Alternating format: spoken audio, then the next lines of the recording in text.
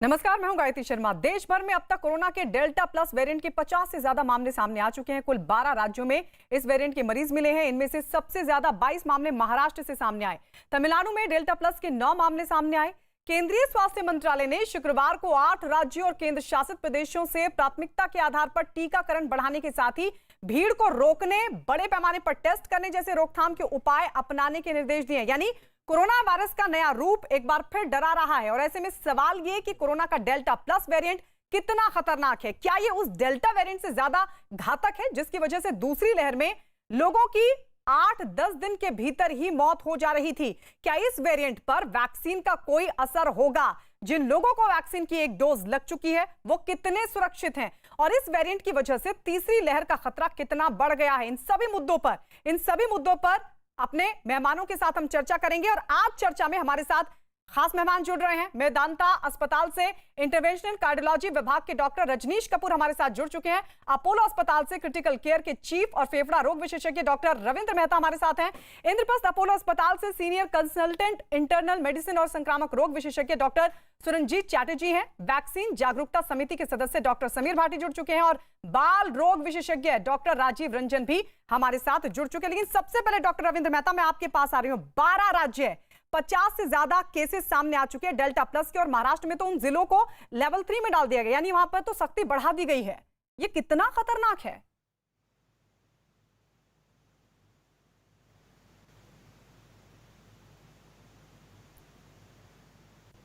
Doctor Ravindra Mehta, आपकी आवाज नहीं पहुंच पा रही, मुझे लगता है शायद म्यूट किया हुआ है आपने।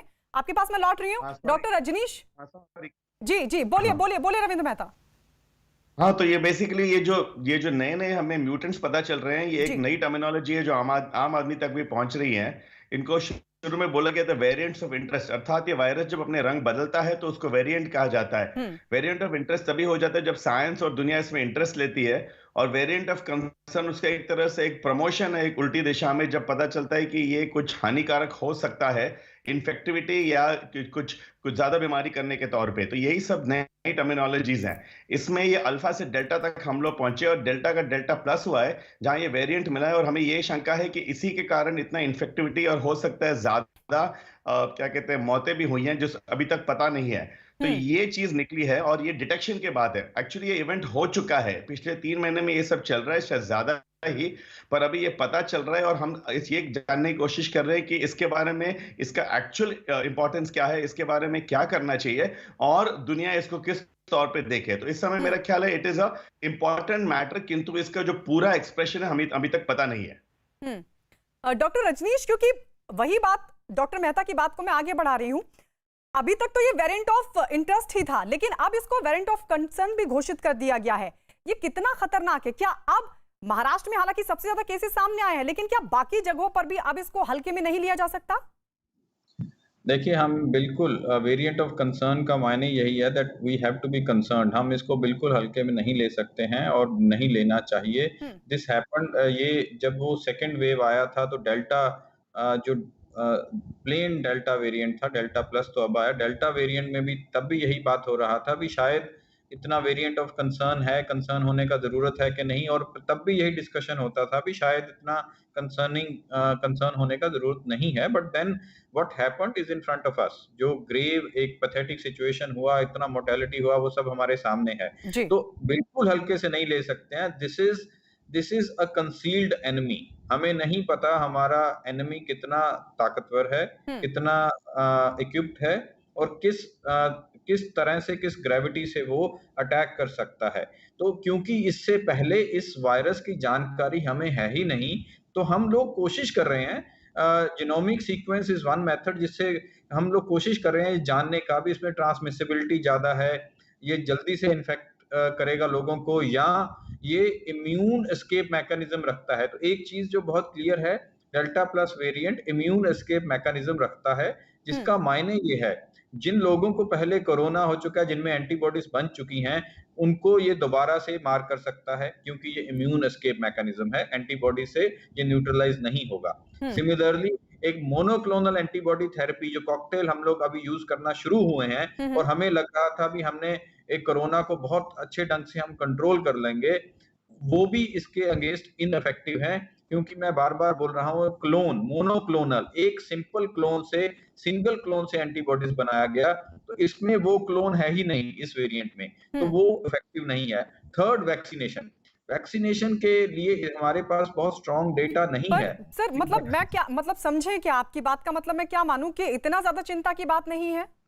नहीं, चिंता की बात है। मैं हाँ। ये नहीं कह रहा चिंता की बात बिल्कुल है। हम्म। बिल्कुल चिंता की बात है। We have to be more aggressive in our approach. COVID appropriate behaviours हमें और स्ट्रिंजेंटली अपनाने चाहिए और हाँ। चलते रहने चाहिए। उसके साथ वैक्सीनेशन पे मैं आ रहा था। वैक्सीनेशन का डेटा ये कहता है वैक्सीनेशन अभी भी इफेक्टिव रहेगा इस वेरिएंट के लिए। हालाँकि उसकी भी इफेक्टिविटी जितना बाकी वेरिएंट्स के साथ है वायरस के उससे डेल्टा प्लस में कम होगा। हम्म। बट हमारे पास क्या-क्या वेपन्स हैं इससे लड़ने के लिए? वेपन्स वही हैं, हमें कोविड एप्रोप्रिएट बिहेवियर बहुत स्ट्रांगली लेना है और वैक्सीनेशन को हम्म। रुकने नहीं देना उसकी पेस को।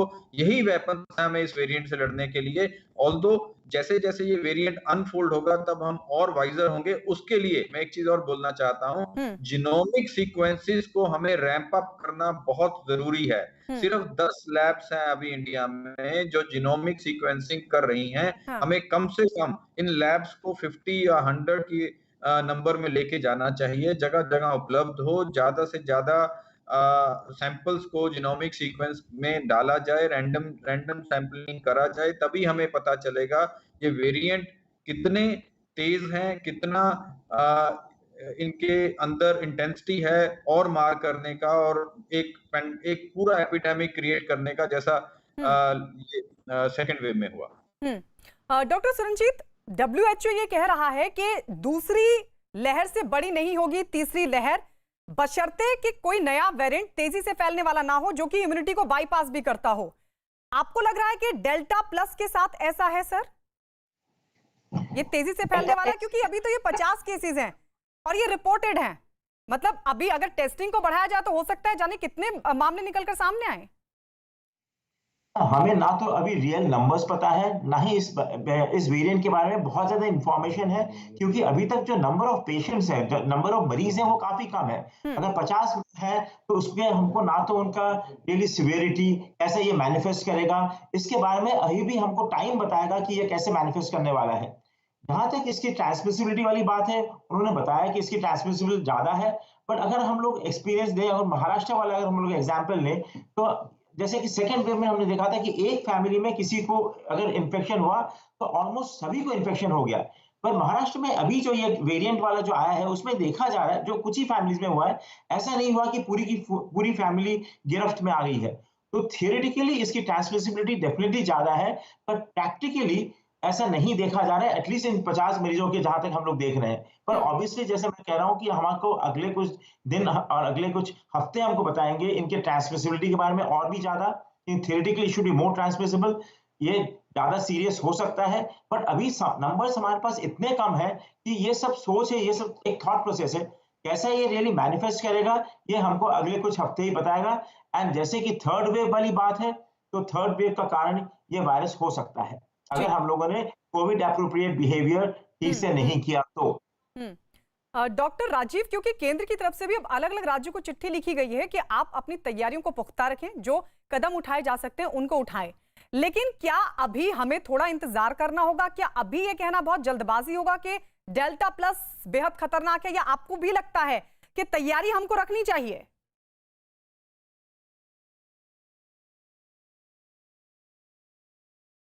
डॉक्टर राजीव रंजन के पास हम चलेंगे, शायद कनेक्शन टूट गया है। डॉक्टर समीर भाटी, मैं आपके पास आ रही हूँ। क्या आपको भी लगता है कि अभी फिलहाल थोड़ा सा इंतजार करना चाहिए? और क्योंकि आप तो वैक्सीनेशन अवेयरनेस कमेटी के मेंबर भी हैं, फाइंडिंग्स क्या कह रही हैं अभी तक की? वैक्सीन कितनी कारगर इस वेरिएंट पर? जी, एक तो जो सबसे पहले आपने क्वेश्चन पूछा कि तैयार, तो डेफिनेटली इस बार हम डेटा का बहुत ज़्यादा वेट नहीं करेंगे। जिस तरह से हम पहले हमारे पास जिस तरह से वेरिएंट आ रहा था, कोई भी नया सेकंड वेव की भी बात करें, जिस टाइम डबल म्यूटेंट आया था, हमें लग रहा था कि कुछ केसेस कम है, अभी कुछ ही राज्यों तक सीमित है, जैसे पहले महाराष्ट्र से शुरू हुआ था। तो इस बार हम वो वाला जो है स्ट्रैटेजी नहीं अपना सकते। इस बार हमें प्रोएक्टिवली मैनेज करना ही पड़ेगा। और अभी जैसे हमने देखा, अगर ट्रेंड देखें अगर इनिशियली, तो आप देखिए 7 केसेस थे, फिर 12 केसेस हुए, अब 50 केसेस हो गए, अपवर्ड ट्रेंड है। इसके अलावा हम देखें 3 राज्यों में था, फिर 8 राज्यों में हुआ, अब 12 राज्यों में हो गया। तो स्प्रेड तो हो ही रहा है, नंबर ऑफ केसेस कम है क्योंकि जीनोम सीक्वेंसिंग अभी उतरी नहीं हुई। अगर जीनोम सीक्वेंसिंग ज्यादा होगी तो केसेस भी सामने ज्यादा आएंगे। इसके अलावा अगर आप जो वैक्सीन वाली बात करें, देखिए वैक्सीन के ऊपर अगर जितनी जो अभी डेटा मिल रहा है, सिंगल वैक्सीन के ऊपर बात क्यों उठ रही है, क्योंकि जो इसका स्पाइक प्रोटीन है उसके अंदर जो चेंजेस आया है, उसके अंदर जो म्यूटेशन हुई है, ये वाली म्यूटेशन भी पहले से पता था। ये वाली म्यूटेशन ऑलरेडी आपका जो साउथ अफ्रीकन वेरिएंट जिसको हम बीटा वेरिएंट कह रहे हैं, उसके अंदर ऑलरेडी स्टडी की गई थी कि उसके अंदर वैक्सीन की एफिकेसी कम होती है। ऐसा नहीं कि पूरी तरह से वैक्सीन उस पर इफेक्टिव नहीं होगी। अभी भी फिलहाल जो कुछ स्टडीज आई हैं इसके अंदर सिंगल डोज की भी इसमें जो वैक्सीन की एफिकेसी है वो 40 to 50% और दोनों डोजेस की जो वैक्सीन की एफिकेसी रहेगी अराउंड 60-70% रहेगी। और वैसे भी अगर वैक्सीन की एफिकेसी की हम बात करें तो जो DCGI अप्रूव करता है वैक्सीन को, तो 60% से अबव वाली जो एफिकेसी होती है वही वैक्सीन अप्रूव होती है। तो हमारी जो दोनों वैक्सीन अभी फिलहाल अवेलेबल है उन दोनों की जो एफिकेसी है 80 to 90%। तो वैसे भी बफर है हमारे पास की अगर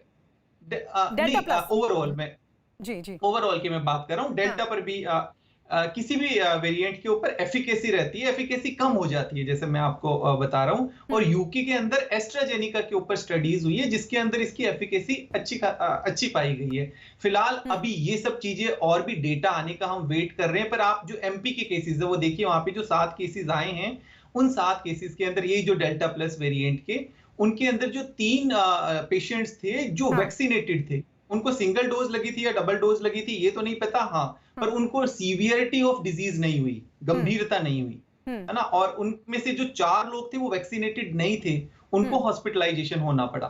तो ये जो कुछ डेटा है इसके हिसाब से अभी हम बात कर रहे हैं। जैसा कि सभी पैनलिस्ट ने बताया कि अभी ज्यादा डेटा नहीं है, फिर भी हमें सतर्क रहने की बहुत जरूरत है। सतर्क रहने की जरूरत है। राजीव रंजन, अब अगर आप तक आवाज पहुंच पा रही हो सर, आप कैसे देख रहे हैं, ये कितना बड़ा खतरा अभी लग रहा है शुरुआती तौर पर डेल्टा प्लस? देखिए, डेल्टा प्लस का जो पॉइंट ऑफ कंसर्न गवर्नमेंट ने किया एक अच्छा कदम है, एक सावधानी है। अगर पॉइंट ऑफ कंसर्न की बात करें तो जैसे हम सेकेंड वेव में अचानक पकड़े गए थे और हमारी तैयारी नहीं थी, मैं सराहना करना चाहता हूं सरकार की कि उन्होंने पहले से ही इसको पॉइंट ऑफ कंसर्न डाला और आज हम इस पे डिबेट कर रहे हैं, लोगों को जागरूक कर रहे हैं। तो मैं डेल्टा प्लस के बारे में बताना चाहूँगा कि इसमें कोई भी केस ऐसा सीरियस अभी तक नहीं पाया गया है। इंग्लैंड ने भी इस पर काफ़ी रिसर्च किया, पुर्तगाल और सब जगह केसेज आए, अमेरिका में भी 14 केसेज आए, लेकिन इसमें से कोई भी केस सीरियस नहीं हुआ है। तो हमें इस पे अभी से तैयारी करनी चाहिए, जैसा बाकी पैनलिस्ट ने बताया है। हमें कोविड प्रोटोकॉल को पूरी तरीके से ध्यान दें। अगर हम दोनों वेव की बात करें तो सबसे बड़ा विजय यही रहा है जिन्होंने प्रिकॉशन ज़्यादा लिया है। सेकेंड में वैक्सीनेशन आती है और जिस गति से हम वैक्सीनेशन कर रहे हैं, मुझे लगता है जैसे एस्ट्राजेनेका ने भी बोला है कि 60% एफिकेसी इसमें है डेल्टा प्लस से भी, तो मुझे लगता है कि इसमें हमें ज़्यादा चिंता नहीं करनी है, लेकिन सावधानी बहुत ज़्यादा रखनी है।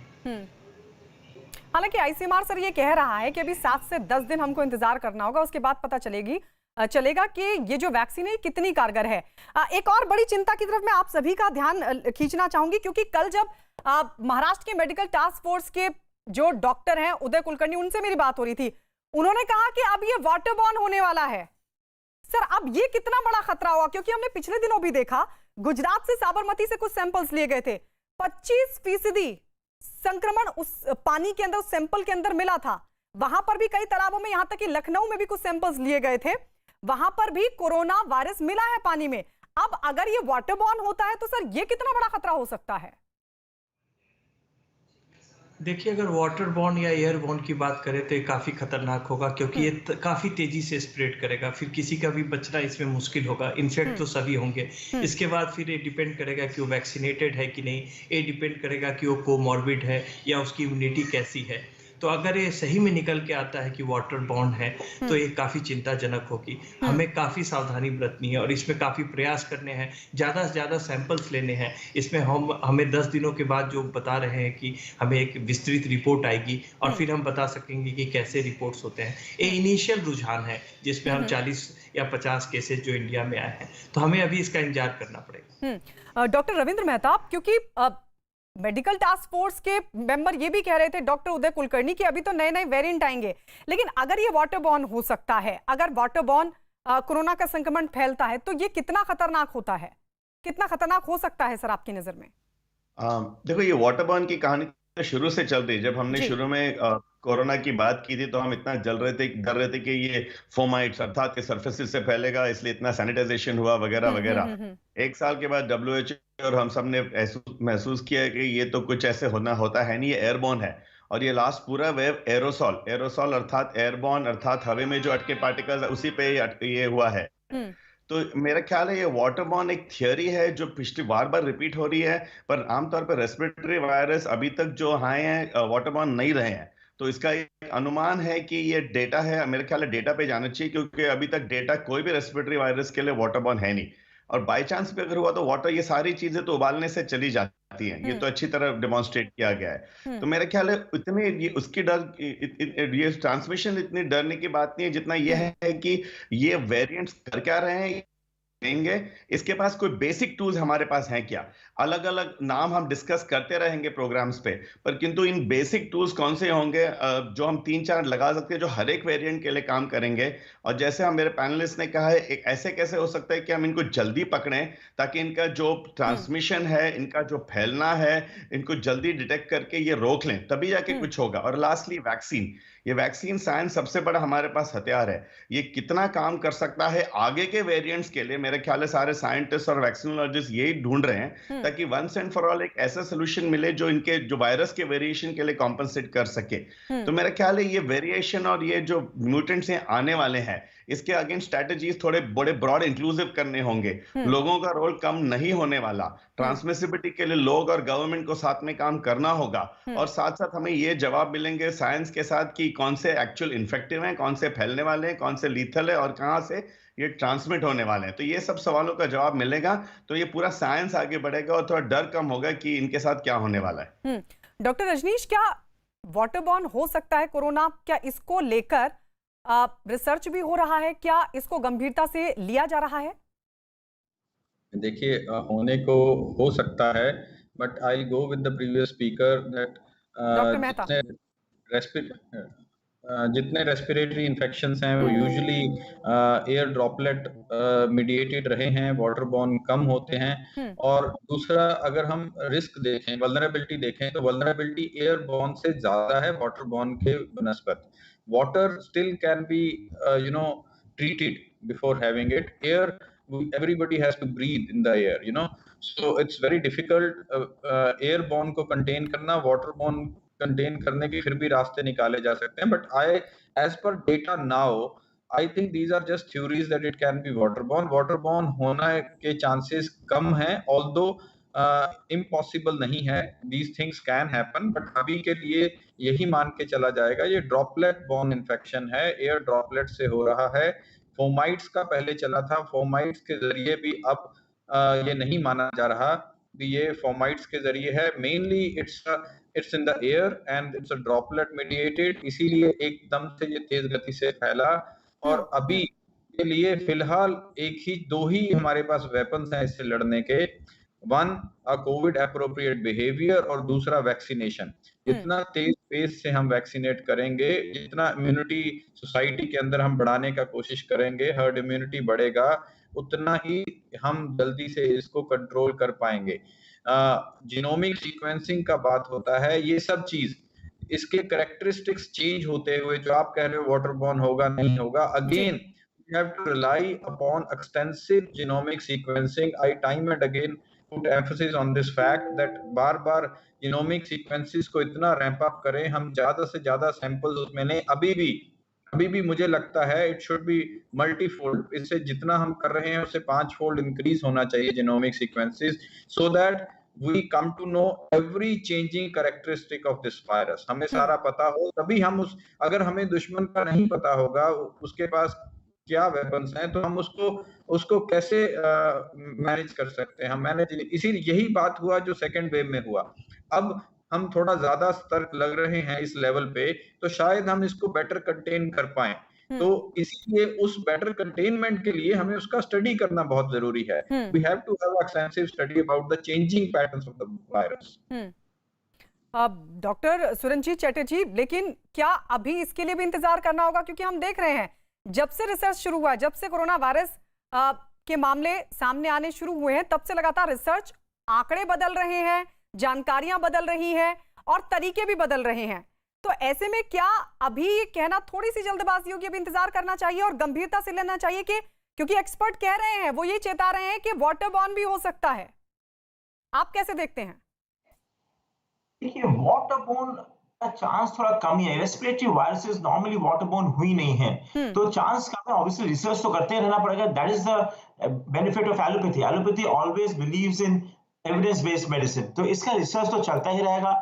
नई बीमारी आई, पूरे विश्व को उसने खराब तबाह मचा दिया, पूरे विश्व में तबाह मचा दिया, तो इसका तो रिसर्च चलता ही रहेगा कि कहीं ऐसा तो नहीं कि दूसरे सोर्स ऑफ इन्फेक्शन भी है। पर जहां तक बात या दूसरे पैनलिस्ट भी जैसे सब कुछ बोल रहे हैं कि नॉर्मली ये देखा कम गया है कि रेस्पिरेटरी वायरसेस जो होती है, प्रीडोमिनेंट रेस्पिरेटरी वायरस, ये तो पता ही है कि प्रीडोमिनेंट रेस्पिरेटरी वायरस है, तो इसका वाटरबोर्न होने का चांस कम है। पर इसका ये मतलब नहीं है कि हम हमारी रिसर्च बंद कर दें, क्योंकि कहीं अगर ये पता लगे कि वाटरबोर्न है तो फिर इसका एक डिफरेंट तरीके का ट्रीटमेंट, डिफरेंट तरीके का एक्सपोजर, इन सबको भी कंटेन करना जरूरी हो जाएगा। But it's unlikely that way, but it's always better to be prepared rather than being caught in trouble। जैसे कि हमको सेकेंड वेव ने, जैसे कि हम लोगों को परास्त कर दिया पूरा हमको सेकेंड वेव ने, वैसा नहीं होना चाहिए। तो preparedness is always better than ignorance. Doctor Sameer Bhati. जी।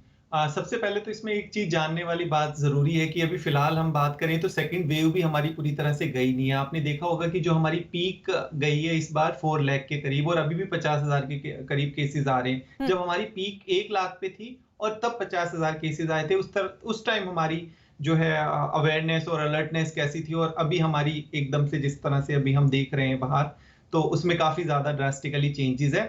हर एक रिसर्च को और हर एक चीज को हमें बहुत ही अटेंटिवली देखना पड़ेगा। हाँ, डेटाबेस होता है, पर इस बार हम हर चीज को बहुत ही सतर्कता से और अलर्टनेस से देख रहे हैं, ताकि जो सेकेंड वेव में कुछ चीजें रह गई थी वो इस बार ना रहे किसी भी तरह की। डॉक्टर राजीव रंजन, क्योंकि वाटरबॉर्न, हालांकि तमाम जो पैनलिस्ट हैं वो कह रहे हैं कि कोरोना वायरस हवा के जरिए फैल सकता है या फिर क्लोज कांटेक्ट में आने पर फैल सकता है, लेकिन वाटरबॉर्न नहीं हो सकता। पर सर, कई ऐसी स्टडीज, कई ऐसी रिपोर्ट्स भी सामने आई जिसमें ये कहा गया कि ये नेचुरल तो है ही नहीं वायरस, और अब जब जो सैंपल्स लिए गए वो नेचुरल सोर्सेज से लिए गए। मतलब अहमदाबाद की जो साबरमती नदी है, नेचुरल सोर्स है वो, सोर्स ऑफ वाटर, और सर वहां से सैंपल लिए गए, वहां पर भी वो वायरस पाया गया है, वो भी जीवित अवस्था में। बिल्कुल, बट इसके साथ ये भी हमें जानना पड़ेगा कि इसके कई तरीके हैं जिससे हम वायरस पे विजय पा सकते हैं। अगर वो वाटर बॉर्न भी है जैसा पैनलिस्ट ने बताया, तो उसको कई तरीके से, जैसे आप देखते हैं कि जैसे बॉइलिंग टेम्परेचर के बाद वो काफी इनएक्टिव हो सकता है, बट वैसा रेस्पिरेटरी में नहीं होता है। तो एयर ड्रॉपलेट से हमें ज्यादा नुकसान हुआ, ज्यादा तेजी से फैलता है।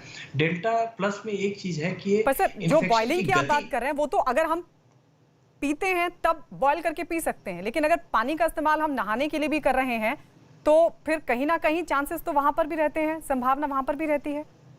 संभावना रहती है, बट मैं उससे सहमत नहीं हूँ। मुझे नहीं लगता है कि इतनी तेजी से वाटर बॉर्न जो आप बाकी इस्तेमाल करते हैं या पानियों में, पानी के थ्रू ये जा सकता है। और डेल्टा प्लस में सिर्फ एक ही चिंता अभी विश्व ने जताई है कि इसकी स्पीड जो है इन्फेक्शन की वो काफी तेज है, जबकि इसकी लिथल एक्टिविटी जो है, जो सीरियसनेस है, वो काफी कम है। अभी तक कोई भी ऐसा क्रिटिकल केस नहीं आया है। और अगर हम बात करें तो सिर्फ राजस्थान में एक ऐसा केस आया है जिसमें वैक्सीनेटेड बंदे में ये डेल्टा पॉजिटिव आया है। तो अभी बहुत ही शुरुआती रुझान है। मैं चाहूंगा कि इस पे हमें इंतजार करना चाहिए, सतर्क रहना चाहिए और सारी तैयारी करनी चाहिए कि जैसे कि एक पैनलिस्ट ने बताया है कि जीनोम सीक्वेंसिंग पे हमें ज़्यादा करने पड़ेंगे, ज़्यादा से ज़्यादा गति बढ़ाना पड़ेगा। और मैं बता दूं, जो वैक्सीनेशन की गति है अभी बहुत तेज़ी से, मैं काफ़ी पॉजिटिव हूँ 21 तारीख के बाद से। 82 लाख वैक्सीनेशन सिर्फ 21 तारीख को हुए हैं। अगर इस गति से हम वैक्सीनेशन करेंगे तो कोरोना एक बीमारी रह जाएगी, लेकिन एक बहुत ही ज्यादा लीथल बीमारी नहीं रहेगी। मैं इस पे काफी आशावान हूँ। यानी वाटरबॉर्न होने की संभावना नहीं है, तमाम पैनलिस्ट इस बात से सहमत हैं। और दूसरी बात, डेल्टा प्लस पर मैं एक बार फिर से लौट रही हूँ रविंद्र मेहता आपके पास आते हुए। सर, डेल्टा प्लस फिलहाल वेरिएंट ऑफ कंसर्न जरूर है, लेकिन मामले उतनी तेजी से सामने नहीं आए हैं। वैक्सीनेशन को डॉक्टर राजीव रंजन कह रहे हैं कि वैक्सीनेशन जिस रफ्तार से बढ़ रहा है उससे हम आने वाली किसी भी वेव से निपट सकते हैं, लेकिन कोविड अप्रोप्रिएट बिहेवियर कितना जरूरी है? उसके बावजूद भी, क्योंकि ये तो कहा ही जा रहा है कि अगर आप वैक्सीनेट भी हो जाते हैं तो भी आपको कोविड अप्रोप्रिएट बिहेवियर तो अपनाना ही होगा। तो ये कोविड अप्रोप्रिएट बिहेवियर एक ऐसी चीज है जिस पर हमारे पास अभी तक कंट्रोल नहीं रहा है, और हम लोग यूनिक नहीं है, पूरी दुनिया में ये प्रॉब्लम है। क्योंकि पूरी दुनिया में ये लोगों ने प्रोटेस्ट किया है कि हम मास्क क्यों पहने, हम साथ में ना मिले। हमने एक आर्टिकल लिखा था, इसमें कहा था कि अरिस्टोटल नाम के जो फिलोसोफर थे, उन्होंने कहा था man is a social animal, और यहाँ दूसरी तरफ ये है कि सेफ्टी कम्स फर्स्ट।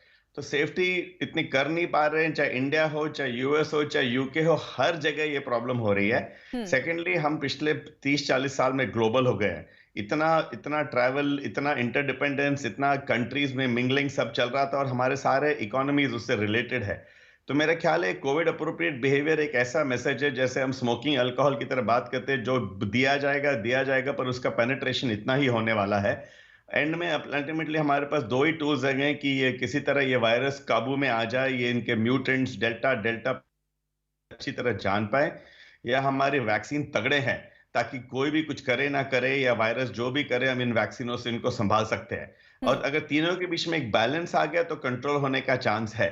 यही एक हमारे पास है। तो ये मैसेज जाता रहेगा। मेरा ख्याल है मास्किंग 2020 और 2021 का एक वर्ल्ड वाइड एक मैक्सिमम ये वर्ड यूज किया गया होगा, किंतु उसका पेनिट्रेशन तो इतना ही होने वाला है। तो इसी मायने के साथ आगे बढ़ेंगे तो कम से कम हम इस डिजीज को अप्रोप्रिएटली मैनेज कर सकते हैं, कि चारों तरफ से हमें इसको रेडी रहना पड़ेगा। एक नहीं हुआ तो कम से कम दूसरा हथियार हमारे पास होना चाहिए। डॉक्टर रजनीश, क्या अभी और भी वेरिएंट सामने आ सकते हैं? बिल्कुल। So mutation is the hallmark of virus into the society. जब भी वायरल डिजीजेस ऐसे पेंडेमिक क्रिएट करते हैं, तो उसके अगेंस्ट जब मेडिसिन और उनको ट्रीट किया जाता है, तो virus has a tendency to escape that. तो उसी एस्केप मैकेनिज्म के चलते उसके बहुत म्यूटेशंस आते हैं, और उसी म्यूटेशंस के चलते virus is trying to survive against all the efforts जो उसके अगेंस्ट किए जा रहे हैं। तो उस म्यूटेशंस को होना बहुत स्वाभाविक है, बहुत कॉमनली हम लोग ये देखते हैं। अभी देखते 1-1.5 साल में देखिए 5-6 म्यूटेशंस हमारे सामने आ गए। Alpha variant, beta variant, then delta variant, delta plus variant, gamma variant, ये सब हो चुका है, आगे भी आएंगे, जिसमें स्पाइक प्रोटीन्स चेंज होंगे। और उसके जरिए क्या होता है, स्पाइक प्रोटीन्स चेंज होने के तहत वो ह्यूमन सेल्स को और अच्छे से अटैच होता है, और अच्छे से उसमें अंदर जाने की टेंडेंसी रखता है, मल्टीप्लाई तेज करता है, और रेजिस्टेंस पैदा करता है ट्रीटमेंट के अगेंस्ट। सो ये सब चीज होगा इसमें। Time to time what I am trying to say, हमें ये बात देखते रहना पड़ेगा कि कौन सा वेरिएंट कब किस चीज के अगेंस्ट रेजिस्टेंस हो रहा है। क्या वो जो नॉर्मल हम एंटीसिपेटेड ट्रीटमेंट है वायरस होने के बाद कर रहे हैं, क्या वो उसके लिए रेजिस्टेंस है? जैसे बहुत टाइम ये एजिथ्रोमाइसिन और फेबिफ्लू और एंटीवायरल्स हम लोग यूज करते हैं, क्या वो उसके अगेंस्ट रेजिस्टेंस शो करने लग गया है? क्या वो रेमडेसिविर के अगेंस्ट रेजिस्टेंस शो करने लग गया है? क्या वो वैक्सीन के अगेंस्ट रेजिस्टेंस शो करने लग गया है? Which is the $1 million question at the moment. तो अगर किसी पॉइंट पे ये लगे भी वैक्सीन के अगेंस्ट रेजिस्टेंस वायरस शो करने लग गया, that is if we predate, if we हम उसके होने से पहले उसको पकड़ लेंगे, तो ऑब्वियसली हमारे स्टेप्स उस डायरेक्शन में होंगे that vaccine requires modification, vaccine requires a change, antigenic things, और उसके एंटीबॉडीज जो बनेंगे वो चेंज होना चाहिए। ये सब चीजें बहुत जल्द हम उसको पकड़ेंगे तो ही हम उस डायरेक्शन में कदम ले पाएंगे। डॉक्टर जी सर, डॉक्टर संजीत बहुत संक्षेप में बताइएगा सर, क्योंकि अभी 2 पैनलिस्ट और हैं और 2 मिनट मेरे पास सिर्फ है, समीर भाटी और राजीव रंजन जी। सुरंजीत जी मुझे बताइए, क्योंकि बहुत सारे दर्शक अब जो देख रहे होंगे प्रोग्राम, फिर वो ये सोच रहे होंगे कि और कितने वेरिएंट और कब तक? वेरिएंट्स तो आते रहेंगे, ये तो सर्वाइवल का वो तरीका है। तो अपने आप को वायरस इसलिए म्यूटेट करता है जिससे कि वो सर्वाइव कर पाए, इन्फेक्ट कर पाए। क्योंकि अगर हम लोग जैसे इम्यून हो जाएंगे और हमको अगर वायरस इन्फेक्ट करेगा तो उसका रिप्रोडक्शन आगे नहीं हो पाता है, तो then the virus would die. तो ये तो एक नेचुरल ह्यूमन, किसी भी सर्वाइविंग, किसी भी लाइव ऑर्गेनिज्म का ये तरीका होता है कि सर्वाइव कैसे करे, तो उसका तरीका है। तो म्यूटेशंस तो हम लोग आगे भी देखते रहेंगे इस चीज का। डॉक्टर समीर भाटी बहुत जल्दी से। और भी वेरिएंट आ सकता है, और भी नया वेरिएंट आ सकता है, और भी खतरनाक वेरिएंट आ सकता है। जब तक सब सेफ, मतलब सभी को सेफ होना जरूरी है। मतलब जब तक सब सेफ नहीं है तब तक कोई भी सेफ नहीं है। हार्ड इम्यूनिटी तब तक नहीं आएगी, तब तक नए तरह के वेरिएंट आ सकते हैं। शुक्रिया आप सभी पैनलिस्ट का हमारे साथ इस डिस्कशन में शामिल होने के लिए। Doctor Ravindra Mehta, doctor Rajneesh Kapoor, doctor Surjit Chatterjee, Sameer Bhati और राजीव रंजन, आप सभी का बहुत बहुत शुक्रिया।